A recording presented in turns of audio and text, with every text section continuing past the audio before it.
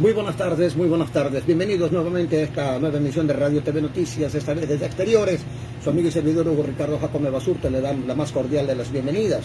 El día de hoy vamos a topar un tema que prácticamente ha traído en vilo a toda la ciudadanía, a toda la opinión pública del país, especialmente al mundo político y por qué no decir a toda la nación. Estamos mirando cómo existiría la posibilidad o no de un juicio político al presidente de la República, don Guillermo Lasso, porque según los denunciantes se considera de que él habría incurrido en una serie de situaciones irregulares, toda vez que él ya supo con anterioridad respecto de un informe en el que se señalaba que había actividades por parte de la mafia albanesa y en la cual habría estado involucrado su cuñado, el don Danilo Carrera Druet. Y bueno, esto ha convulsionado al mundo político, pero vamos a ver qué es lo que dicen los entendidos en estas materias, y por eso que está con nosotros el doctor Alfonso Zambrano Pasquel, un reconocido catedrático universitario, conocedor de esta temática, y bueno, él es un profundo analista de esto. Doctor, bienvenido. Ya lo que se ha observado en la Asamblea Nacional, ya se ha analizado la posibilidad de un juicio político, que no es no jurídico, dicen algunos, pero que en todo caso nos tiene a todos nosotros absortos, ¿no? Dicen de que la Corte Constitucional no debería casi que ni de revisar este juicio, sino que darle trámite como una situación así tan simple y sencilla. Desde su perspectiva, doctor, ¿cuál es la situación en este sentido? Mire, hay que tener mucha responsabilidad para hacer un análisis muy objetivo. Lo primero es que escucho ahora a algunos actores políticos decir, miren, se está llevando a juicio político al expresidente Donald Trump, se está llevando a juicio político al presidente Macron de Francia y al presidente Sánchez de Lozada de España. Y con ese argumento dice, también hay que llevar a juicio político al presidente Lasso. Primero, Estados Unidos, Francia y España tienen un sistema de juicio político totalmente diferente al ecuatoriano. No confundir lo uno con lo otro.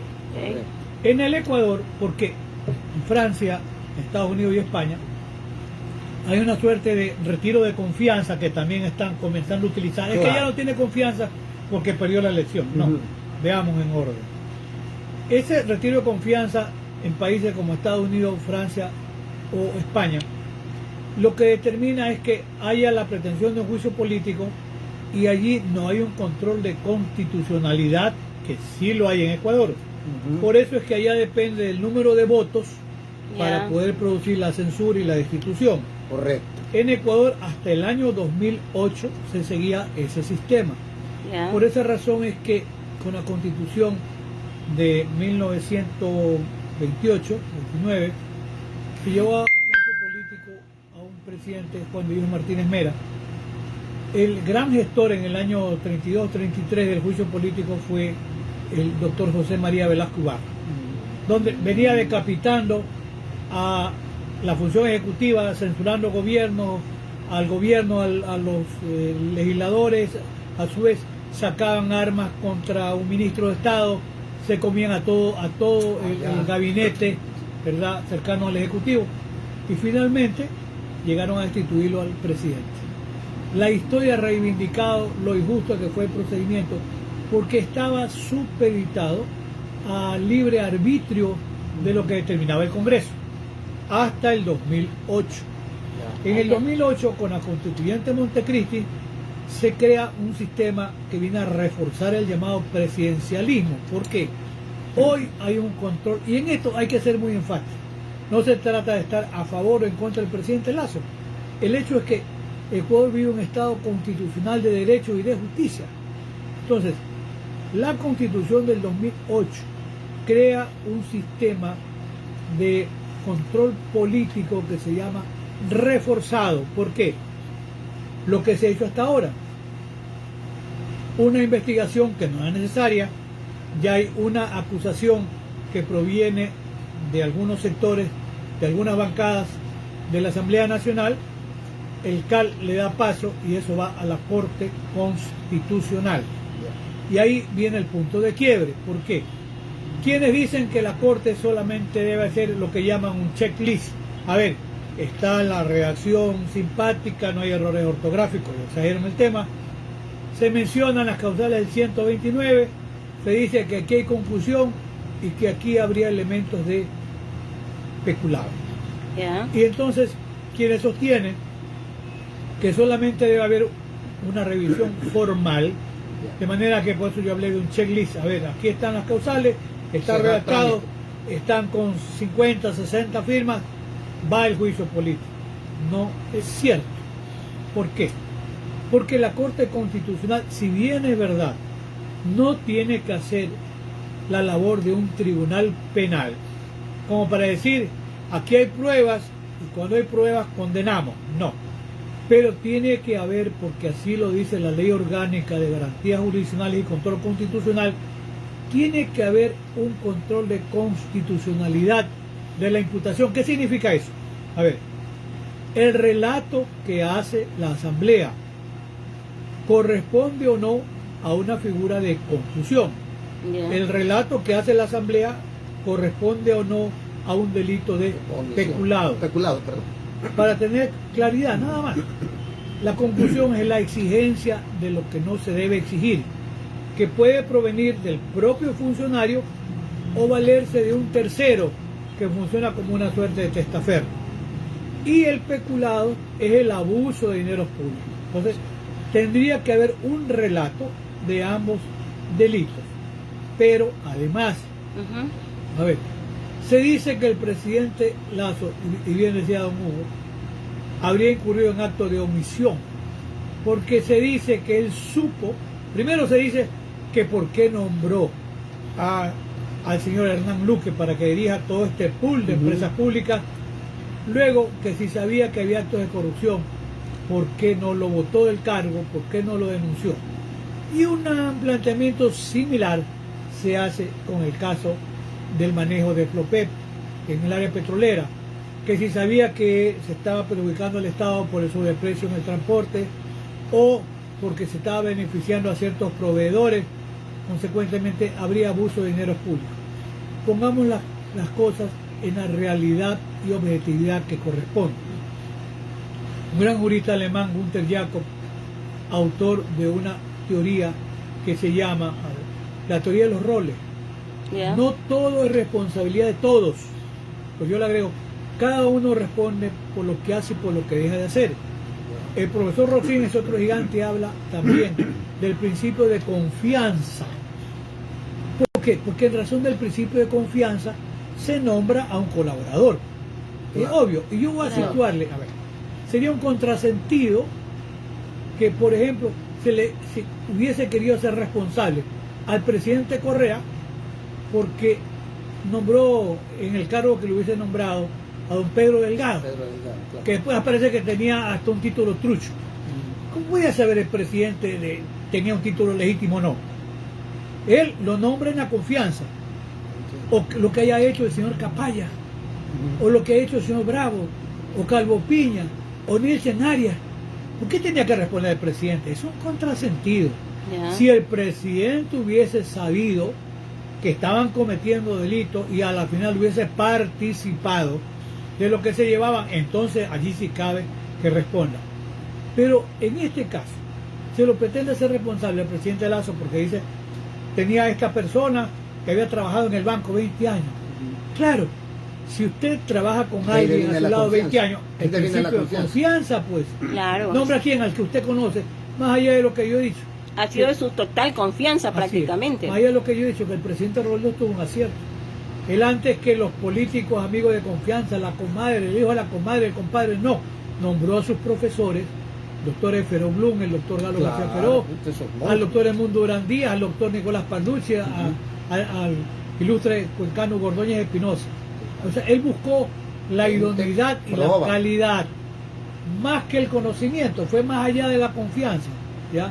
Pero una vez que se nombra a un colaborador, cada quien responde por lo que hace y por lo que deja de hacer. Entonces, si el ciudadano Luque hizo lo que se le imputa, eso ya es materia incluso de una investigación y es responsabilidad de él.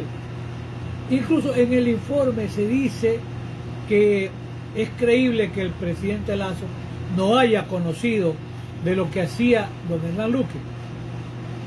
Por un lado dicen que no es creíble que haya conocido, y luego dicen que debe responder también porque él lo nombró.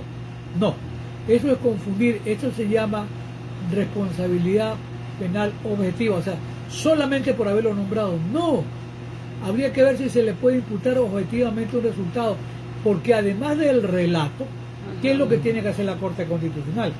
Tiene que examinar si de todos los relatos que hay, tienen que anunciarse pruebas o decir dónde están, si de ese conjunto de relatos y de anuncios de pruebas hay hechos que vinculen la conducta del presidente con los hechos delictivos que han sido narrados.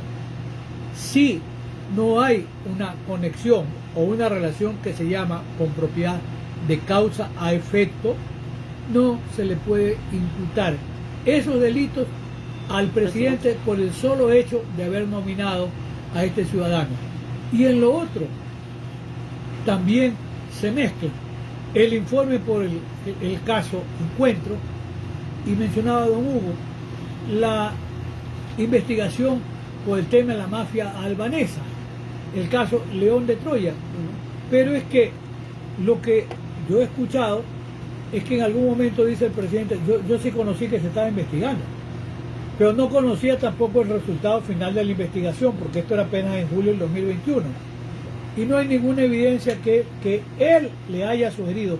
En esa conversación que hacen dos generales de la policía que los votaron, ellos dicen que en la investigación habría elementos que podrían poner en mala situación al gobierno y que sería mejor suprimirlo para hacerle un favor al gobierno. Pero en ningún momento dicen que el presidente les hubiese sugerido, les hubiese pedido que cambien algo del informe. Esa es una conversación entre dos generales que ellos dicen que para ayudar al gobierno sería mejor cambiar eso. Pero el hecho cierto es que existe ese informe que se llama León de Troya, donde no se han omitido nombres, y además a lo largo de las investigaciones y las grabaciones autorizadas por un juez a petición de fiscalía y a su vez a petición de la policía, se ha suprimido el nombre de don Danilo Carrera. No se lo ha suprimido. Allí están las conversaciones de Cherres con el señor Danilo Carrera. Investigativa. Dentro de la investigación está el nombre.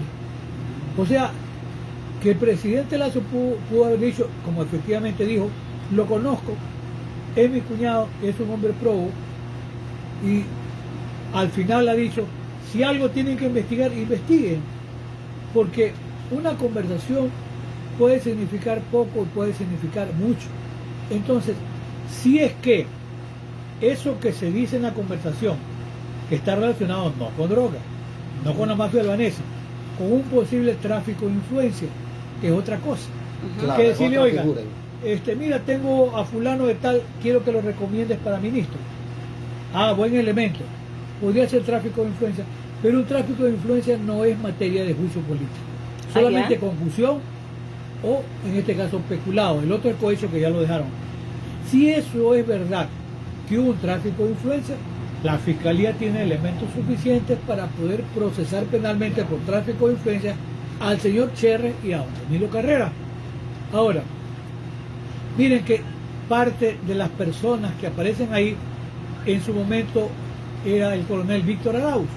Así es. Víctor Arauz le serruchaban el banco, no lo dejaban ascender, y se dice que eso lo hizo la general Tanya Varela para que pueda ser ascendido su esposo, que es hoy un general de la policía. Entonces, banqueó a 4 aspirantes a generales para que suba el esposo de la señora. Entonces, eso tendrá que investigarse, también tendrá que investigarse.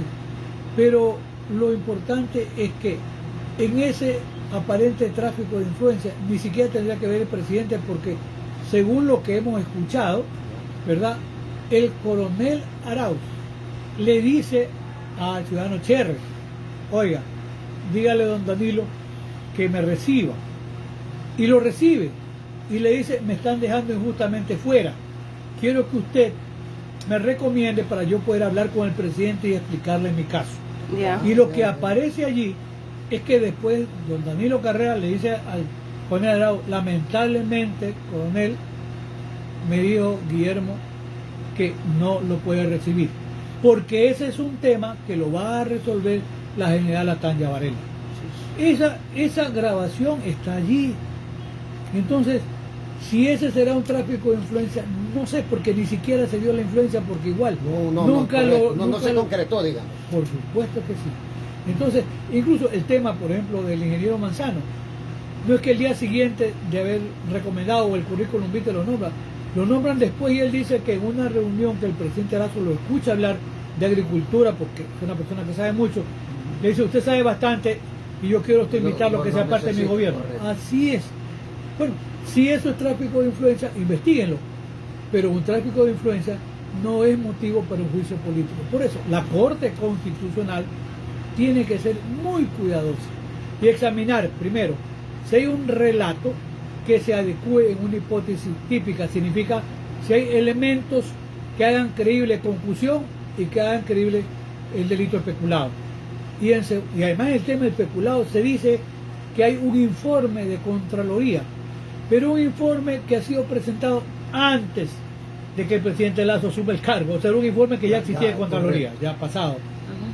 La Corte Constitucional examinará y dirá si objetivamente, primero, se están narrando delitos que permitan ir a un juicio político, pero el otro componente imprescindible es que la conducta del presidente Lazo pueda estar enlazada en lo que yo llamo una relación de causa a efecto, como para decir, él también tiene que responder, porque en la conclusión es exigencia de dinero, se vale de un tercero, pero nadie ha dicho que el presidente Lazo se ha beneficiado de dinero que pudo haber pedido, no, el ciudadano Hernán Luque.